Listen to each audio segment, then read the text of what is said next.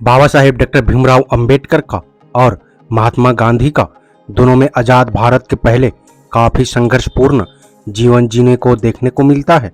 जिस प्रकार 19वीं सदी में बाल गंगाधर तिलक और राष्ट्रपिता महात्मा ज्योतिबा फुले शिक्षा के क्षेत्र में शिक्षा को जन जन तक पहुंचाने के लिए वंचित, शोषित, पीड़ित बहुजन मूल्यवासी को हक अधिकार दिलाने के लिए उन्हें जागरूक करने के लिए ताउम्र ब्राह्मणवादी नेता बाल गंगाधर तिलक से संघर्ष किया, उसी प्रकार बाबा साहेब डॉक्टर भीमराव अंबेडकर और महात्मा गांधी के बीच संघर्ष चलता रहा। बाबा साहेब ने भी अछूतों, शोषितों, पीड़ितों, महिलाओं, शूद्र बहुजन समाज मूल्यवासी के लिए पूरे सभी प्रकार का हक अधिकार, मान सम्मान, स्वाभिमान, न्याय के खातिर मनुवादी और ब्राह्मण व्यवस्था के खिलाफ गांधी से लड़ते रहे, संघर्ष करते रहे। आइए इस विषय पर पूरी विस्तार से इस वीडियो में जानते हैं। आपसे अपील है कि वीडियो में अंत तक जरूर बने रहें, तभी जाकर पूरी सही तरीके से इतिहास को जान पाएंगे। तो चलें वीडियो को स्टार्ट करते हैं।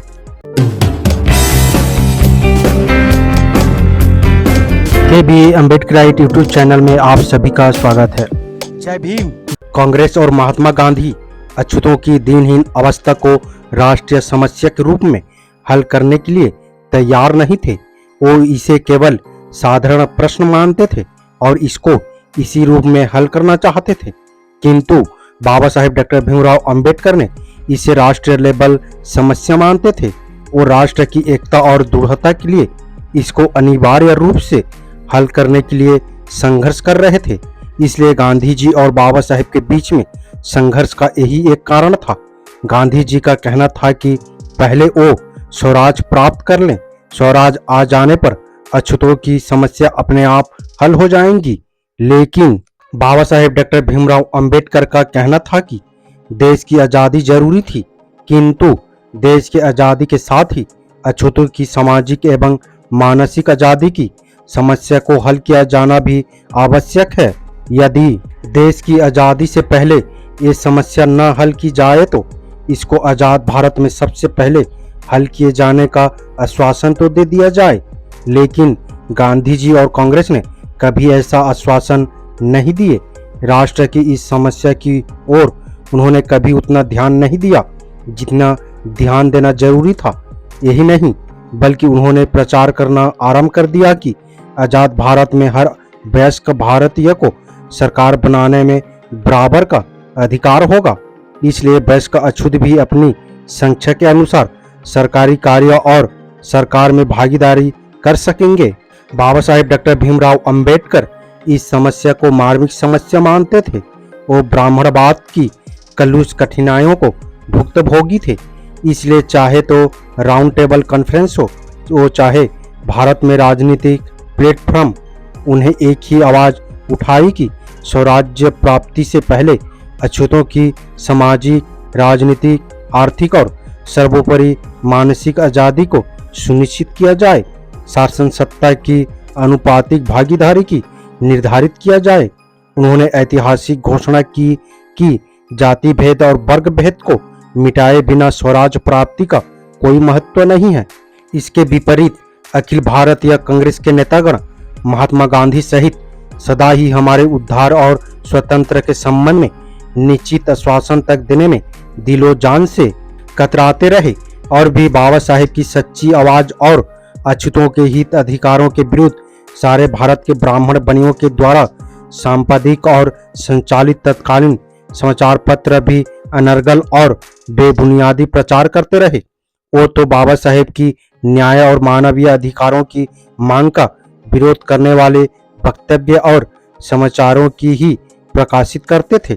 उनको कांग्रेस का न्यायचित विरोधी होने के कारण देशद्रोही भी बताया गया, जबकि स्वयं गांधी जी ने इनको स्वर्ण के समान खरा देशभक्त माना था। ये वो देश है जहां पर अंधभक्ति और विकृत रूढ़िवादी परंपराओं का पालन करना धर्म माना जाता है। न्याय और सभी चिंता पर जितना हो सके पानी फेरा जाता है।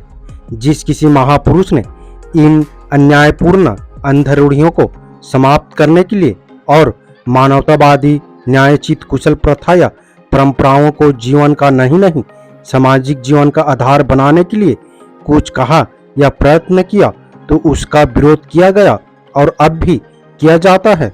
बाबा साहेब डॉक्टर भीमराव अंबेडकर का विरोध भी इसलिए किया गया कि उन्होंने इस देवभूमि भारत में सबसे पहले 90% बहुजन हित और अधिकार को आवाज ही नहीं उठाई, बल्कि उनको प्राप्त करने के लिए एक अकेले ही ने साहसपूर्ण प्रयत्न किए थे।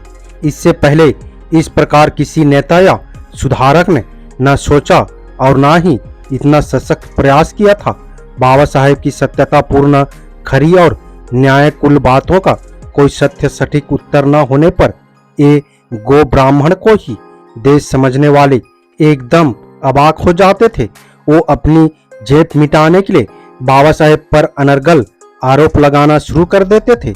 अब भी जबकि बाबा साहेब के सार्थक प्रयासों से अनुसूचित जाति पहले के अछूत, अनुसूचित जनजाति पहले के वन्यजन और पिछड़े वर्ग पहले के शूद्र वर्ग के लिए संवैधानिक प्रावधान है, इनके लिए घड़ियाली आंसू बहाए जाते अथवा तोते चने घने चबाए जाते हैं, क्योंकि यही कांग्रेस और गांधी जी का ध्येय था और आज भी है।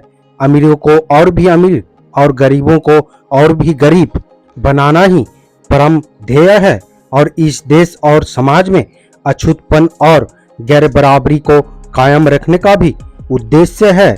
बाबा साहेब डॉक्टर भीमराव अंबेडकर का कहना 100 साल पहले जो कहे थे वो आज भी सही हो रही है। गरीब और गरीब होते जा रहे हैं और अमीर होते जा रहे हैं। ना पहले कांग्रेस गरीबों के लिए सोचते थे और ना ही आज बीजेपी गरीब के लिए सोचते हैं। ये जो दोनों पार्टी है एक ही विचारधारा की पार्टी है और ये दोनों अमीरों की पार्टी है। वीडियो आपको कैसा लगा अपने राय कमेंट बॉक्स में जरूर दें। वीडियो अगर पसंद आया हो तो लाइक करना ना भूलें। उम्मीद करता हूँ वीडियो को समझ गए होंगे। अगर समझ गए हैं तो अपने परिवारजनों को, दोस्तों को, मूल निवासी, SC, ST, OBC, Bahujan Samaj को शेयर जरूर करें ताकि उन्हें भी पता चल सके, जानकारी हो सके। मेरा आप सभी बहुजन समाज, मूल निवासी अम्बेडकरवादियों से अपील है, हम अपने समाज को जागरूक करने के लिए बहुत मेहनत करते हैं और अम्बेडकर विचारधारा वाले वीडियो को लाते रहते हैं। आपकी एक सब्सक्राइब हमारे हौसले को बुलंद कर हमें दोगुनी हौसला प्रदान करता है, मजबूत करता है। इसलिए आप सभी से गुजारिश है कि हमारे चैनल को सब्सक्राइब करके हमें सपोर्ट जरूर करें ताकि हम अगले नए वीडियो डालें तो आप तक नोटिफिकेशन जा सके और कुछ महत्वपूर्ण जानकारी मिल सके। धन्यवाद। जय भीम, जय संविधान, जय मूल निवासी।